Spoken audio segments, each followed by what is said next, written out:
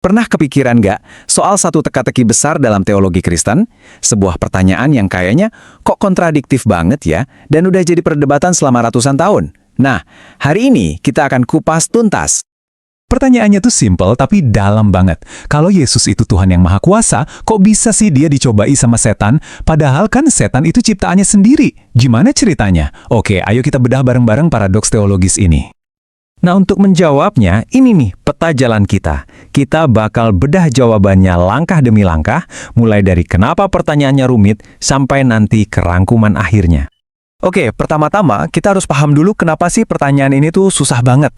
Ini bukan cuma soal iseng penasaran loh, ini beneran sebuah tantangan yang bisa, ya menggoyahkan pilar-pilar teologi. Kunci buat ngebuka teka-teki ini sebenarnya terletak pada satu gagasan mendasar, yaitu kemanusiaan Yesus. Jadi argumennya gini, Yesus dicobai itu bukan walaupun dia Tuhan, tapi justru karena dia juga manusia seutuhnya. Terus, gimana caranya teologi Kristen ngejelasin ide ini? Jawabannya ada di satu doktrin yang jadi, jantung dari semua argumen ini. Namanya penyatuan hipostatik. Kalau kita ngerti konsep ini, semua argumennya bakal jadi lebih jelas. Intinya gini, Yesus itu satu pribadi, tapi punya dua sisi atau dua kodrat yang beda tapi nggak bisa dipisahin. Sisi Tuhannya dan sisi manusianya. Coba bayangin deh, pencobaan dari setan itu cuma bisa nyerang satu sisi aja, yaitu kodrat manusiawinya Yesus. Sisi ilahinya, wah itu kebal, sama sekali nggak terpengaruh. Oke, tapi tunggu dulu. Gimana bisa seseorang dicobai kalau dia mustahil berbuat dosa? Nah, disinilah teologi membuat satu pembedaan yang penting banget. Di sini nih letak bedanya. Bagi teologi, dicobai itu beda artinya sama berpotensi untuk jatuh ke dalam dosa. Keduanya itu pengalaman yang berbeda.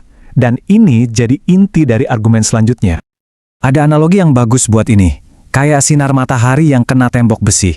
Sinarnya bisa kena temboknya, tapi ya nggak bakal bisa nembus atau ngalahin tembok itu. Jadi kena bukan berarti kalah. Pencobaannya itu nyata dia rasakan, tapi nggak bisa merusak dirinya. Oke, sekarang ayo kita uji teori dua kodrat ini pakai ayat-ayat Alkitab. Nah, ini menarik, karena pada awalnya ayat-ayat ini justru kelihatan saling bertentangan. Di satu sisi, kitab Ibrani bilang dengan jelas kalau Yesus itu dicobai sama dengan kita. Yang artinya, pencobaan di sisi kemanusiaannya itu benar-benar nyata. Nah, sementara di sisi lain, ayat ini bilang kalau Allah itu nggak bisa dicobai. Loh, jadi gimana dong? Kok bisa dua-duanya benar? Jawabannya, ya balik lagi ke kacamata dua kodrat tadi. Ayat dari Yakobus itu ngomongin soal kodrat ilahinya yang nggak bisa dicobai. Sementara ayat dari Ibrani itu ngomongin kodrat manusiawinya yang memang mengalami pencobaan. Jadi dua-duanya benar, masing-masing nunjuk ke aspek yang berbeda dari pribadi Yesus. Paradoksnya pun terjawab. Tapi mungkin ada yang nanya, kenapa sih pencobaan ini harus terjadi? Menurut teologi Kristen, ini bukan kejadian acak. Ini tuh sebuah babak yang super penting dalam sebuah drama kosmik yang jauh lebih besar. Targetnya setan itu spesifik banget. Dia mau membuktikan kalau manusia Yesus itu bisa dibuat gagal, sama persis kayak dia dulu bikin manusia pertama, Adam, gagal di Taman Eden. Jadi, dalam kerangka ini, pencobaan di padang gurun itu kayak rematch atau tanding ulang. Yesus sebagai Adam kedua ngadepin ujian yang sama dan berhasil dengan sempurna, di mana Adam yang pertama dulu gagal. Ini semacam pembalikan keadaan skala kosmik.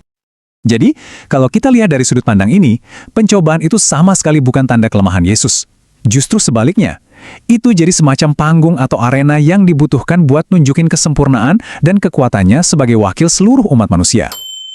Oke, sekarang semua potongan puzzle-nya udah terkumpul. Ayo kita susun jadi satu jawaban akhir yang utuh dan jelas. Jadi, rangkuman logikanya begini.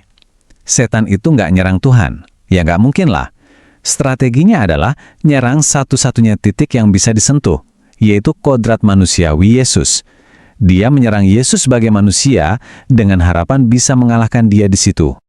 Dan ya, itulah inti dari jawaban Kristen Ortodoks terhadap pertanyaan yang mendalam ini.